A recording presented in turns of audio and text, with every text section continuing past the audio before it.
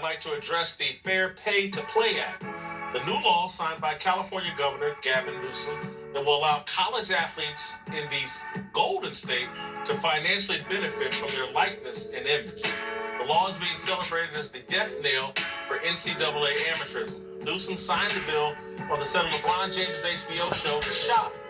The fact that it was signed into law on the set of a TV show should tell you everything you need to know about the bill. It's more publicity stunt than game-changing piece of legislation.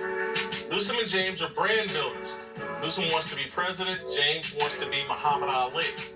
I know, and if you think I automatically hate anything LeBron James does, you think I have a personal grudge. It's not personal. I just have an aversion to phony, manipulative people who operate like politicians. Politicians build their profiles by taking credit for things they have very little to do with and misleading the public about their true agenda. Newsom and James are positioning themselves as the Abraham Lincolns of college athletics. They're here to free the NCAA slaves. No, they're not. The Fair Pay to Play Act is about the liberation of Nike and other shoe companies. Do you remember the Adidas trial? In 2017, prosecutors arrested a handful of shoe company employees and assistant college basketball coaches and charged them with defrauding universities for violating NCAA amateurism rules by paying players. In March, James Gatto, a middle-aged white Adidas executive, was sentenced to 9 months in prison.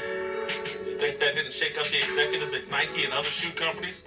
The shoe companies need a legal way to funnel money to top college athletes. That's what the Fair Pay to Play Act is about. Yesterday, I talked to a high-ranking shoe executive who told me his company has already had strategy meetings on how to take advantage of the new law because his company expects other states to quickly adopt the standard set in California.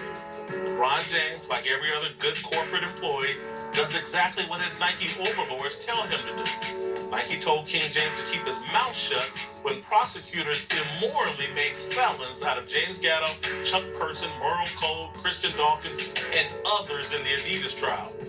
But now James is allegedly liberating athletes. The Fair Pay to Play Act is what my favorite TV show, The Wire, calls dope on the table.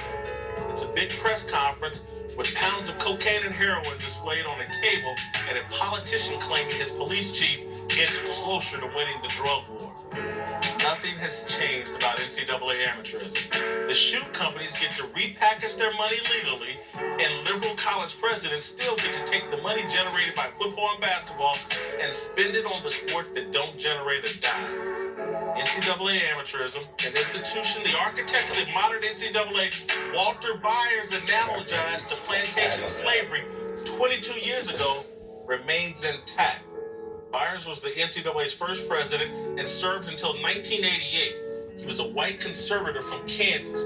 He was no radical. Here's how he described the NCAA in his 1997 memoir.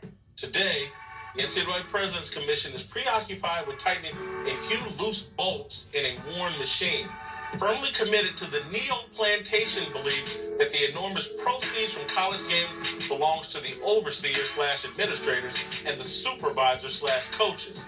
The plantation workers performing in the arena may only receive those benefits authorized by the overseer. Ron and Newsom are the new carpetbaggers. They seem more like Jim Crow than Abe Lincoln. Or speak for yourself.